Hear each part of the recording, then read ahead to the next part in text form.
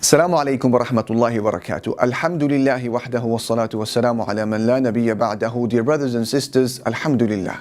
Day 8 in the month of Ramadan. We've crossed the quarter-way mark. Despite us being 8 or so days into the month of Ramadan, a lot of us are complaining of a very valid and reoccurring issue. We are saying, Ya akhi, I'm struggling to engage my heart. My heart is not coming into gear.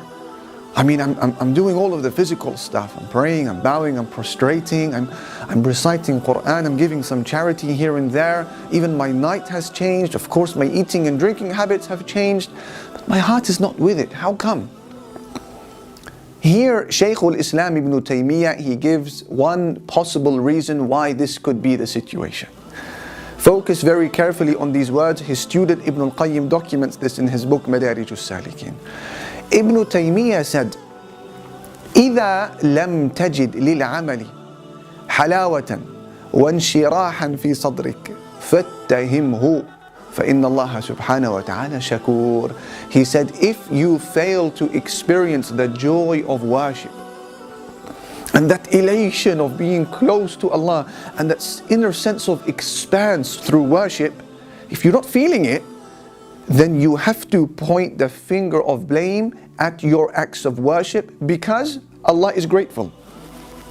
He said Allah is grateful, Shakur. What does that mean? He said, Allah is grateful, which means that He must reward you in the life of this world because of the acts of worship that you are doing in the form of happiness and joy and inner expanse.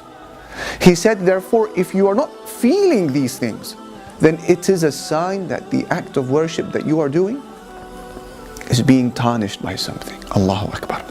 So the deed is there, but you're not feeling the reward. The actions are there, but you're not feeling the inner prize. How come? He said the deed itself must be tarnished.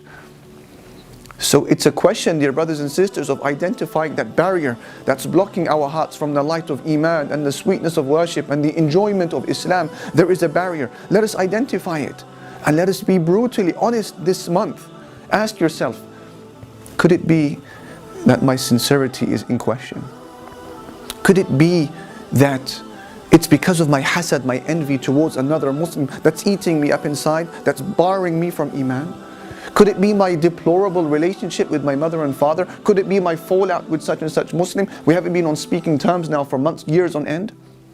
Could it be my finances that I desperately need to revisit in terms of halal and haram? Is it my public appearance, my online appearance, my offline appearance? Is it my social media, the content I am providing?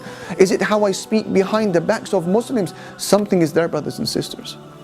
And we need to pinpoint it, to remove those barriers before the passage of Ramadan, to allow us to inhale the beautiful and pure airs of Iman. Now I am with you, it is hard, it is challenging.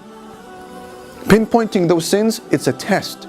And tackling those sins is even harder, but it is a must. And I give you good news. If you do it, it will only be a matter of time before your soul surrenders.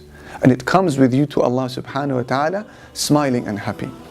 As one of our predecessors, he said, and I will conclude with this, he said, ما زلت أسوق نفسي إلى الله وهي تبكي حتى سقتها إليه وهي تضحك. I continued dragging my soul and forcing my soul to come to Allah subhanahu wa ta'ala whilst it cried, until it finally surrendered and it came to me with Allah subhanahu wa ta'ala whilst it smiled.